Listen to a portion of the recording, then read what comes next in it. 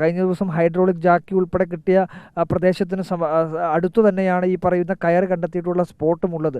ഈ ജാക്കി കണ്ടെത്തിയിട്ടുള്ളത് മാൽപ്പയുടെ നേതൃത്വത്തിലുള്ള ഒരു തിരച്ചിലാണ്. പക്ഷേ കയർ കണ്ടെത്തിയത് നേവിയുടെ സംഘാംഗങ്ങളാണ്. അപ്പോൾ സ്വാഭാവികമായും ഈ രണ്ട് പ്രദേശത്തും കൃത്യമായ തോതിൽ വ്യക്തത ഉണ്ടാവുക കയർ കണ്ടെത്തിയ പ്രദേശത്തെ സംബന്ധിച്ച് നേവിക്കും അതുപോലെ തന്നെ ഈ ഹൈഡ്രോളിക് ജാക്കി കിട്ടിയ സ്ഥലത്തെക്കുറിച്ച് മാൽപ്പയ്ക്കുമായിരിക്കും. അതുകൊണ്ട് തന്നെ ആ സ്ഥലങ്ങളിൽ ആ മേഖലകളിൽ അതത് ടീമുകൾ ഒരു പരിശോധന നടത്തുന്നതായാണ് നമുക്ക് ദൃശ്യങ്ങളിൽ നിന്നും കാണാൻ വേണ്ടി കഴിയുന്നത്. അതായത് അതിന് തൊട്ടടുത്തോ അല്ലെങ്കിൽ അപ്പുറത്തോ ഇപ്പുറത്തോ ഒക്കെ മറ്റു വസ്തുക്കൾ ഏതെങ്കിലും തരത്തിൽ പ്രകടമായിട്ടുണ്ടോ എന്നുള്ളതാണ് ഇന്ന് കൂടുതലായി പരിശോധിക്കുക എന്നുള്ളതാണ് നമ്മൾ മനസ്സിലാക്കുന്നത്.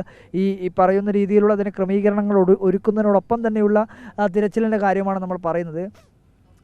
അതായത് ഇപ്പോൾ നമുക്ക് ഈ നേവിയുടെ സംഘത്തിലെ ദൃശ്യങ്ങൾ നമുക്ക് കൂടുതൽ വ്യക്തതയോടുകൂടി കാണാൻ വേണ്ടി കഴിയുന്നു. നേരത്തെ സമാനമായ രീതിയിൽ തന്നെ ഒരു കയർ താഴെ ഭാഗത്തേക്ക് അവർ താഴ്ത്തി വെക്കുന്നത് നമുക്ക് കാണാൻ വേണ്ടി കഴിയുന്നുണ്ട്. അവർ ഇടയ്ക്ക് ചില ഘട്ടങ്ങളിൽ അത് ആ കയർ ഒരു കേബിൾ ഉയർത്തുന്നതും നമ്മുടെ ശ്രദ്ധയിലുണ്ട്.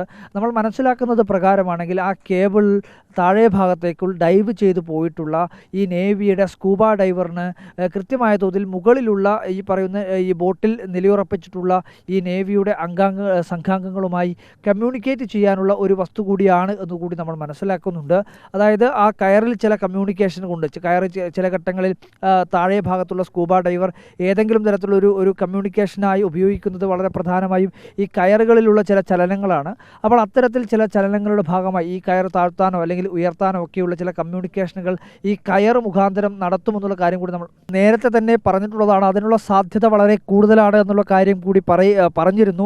ഇപ്പോൾ എന്തായാലും നേവിയുടെ ഭാഗത്തു നിന്നും ഔദ്യോഗികമായി അത്തരത്തിലുള്ള ചില പ്രതികരണങ്ങൾ ചില സൂചനകൾ ലഭിക്കുന്നതോടുകൂടി തന്നെ ആ സ്പോട്ടിൽ അതിനുള്ള സാധ്യത വളരെ കൂടുതലാണ്. ആ മേഖലയിൽ ട്രക്ക് ഉണ്ടാവാനുള്ള സാധ്യത വളരെ കൂടുതലാണെന്നുള്ള രീതിയിലുള്ള ഒരു നിഗമനത്തിലേക്ക് എത്തുന്നുവെന്ന് വേണം നമുക്ക് മനസ്സിലാക്കാൻ. നമ്മൾ ഇന്നലെ തന്നെ കയർ കണ്ടെത്തിയതിന് ശേഷം ഉച്ചയ്ക്ക് ശേഷം നടത്തിയിട്ടുള്ള അതായത് ഏകദേശം ഒരു 3 മണിക്ക് ശേഷം നേവിയുടെ സംഘം ആ സ്ഥലം ആ സ്പോട്ട് കേന്ദ്രീകരിച്ചുകൊണ്ട് മാത്രമായിരുന്നു പരിശോധന നടത്തിയത്. ആ പരിശോധനയിൽ തന്നെ ഏകദേശം വൈകുന്നേരത്തോടു കൂടി MLAയും അതുപോലെ തന്നെ അഷ്റഫ് MLAയും ഉൾപ്പെടെ ആ മേഖലയിലേക്ക് ബോട്ടിൽ തന്നെ ഡെങ്കി ബോട്ടിൽ സഞ്ചരിച്ച് ആ മേഖലയിലേക്ക് പോയി ഈശ്വർ മാൽപ്പയോടും അതുപോലെ തന്നെ ഈ നേവിയിലെ സ്കൂബ ഡൈവേഴ്സിനോടുമൊക്കെ സംസാരിക്കുന്നത് നമ്മൾ ഇന്നലെ തന്നെ കണ്ടതാണ്. അതിനുശേഷം ഇന്ന് രാവിലെ കൂടി തന്നെ നേവിയിലെ സംഘം ഇവിടത്തേക്കെത്തി ഈ ബോയ ഘടിപ്പിച്ചിരുന്ന ആ സ്പോട്ടിലേക്കെത്തി അവിടെ പരിശോധന നടത്തുക. നേരത്തെ തന്നെ വളരെ നേരത്തെ തന്നെ ഈ 10 മണിയോടുകൂടി ദൗത്യം ആരംഭിക്കുന്ന ആദ്യഘട്ടം മുതൽ ഈ സമയം വരെയും നേവിയുടെ 2 ബോട്ടുകളും കേന്ദ്രീകരിച്ചിരുന്നത് നേരത്തെ റെഡ് കളറിലുള്ള ബോയയല്ല, അതിന് തൊട്ടടുത്തൊരു ബോൾ പോലുള്ള ഒരു വസ്തു കെട്ടിയിട്ടത് നമ്മൾ ഇന്ന് രാവിലത്തെ ലൈവിലും ഇന്നലെ വൈകുന്നേരം നമ്മുടെ സംസാരിക്കുന്നതിനിടയിലും ചൂണ്ടിക്കാണിച്ചതാണ്. ഈ 2 സ്പോട്ടുകളാണ് പ്രധാനമായും മാർക്ക് ചെയ്തിരുന്നത് എന്ന കാര്യം വ്യക്തമാക്കി ാണ്. ആ ബോൾ പോലുള്ള ആ ബോയ കെട്ടിയിട്ട ഭാഗത്താണ് ഇന്ന് രാവിലെ മുതൽ തന്നെ ഈ നേവിയുടെ സംഘം പരിശോധന നടത്തിയിട്ടുണ്ടായിരുന്നത്.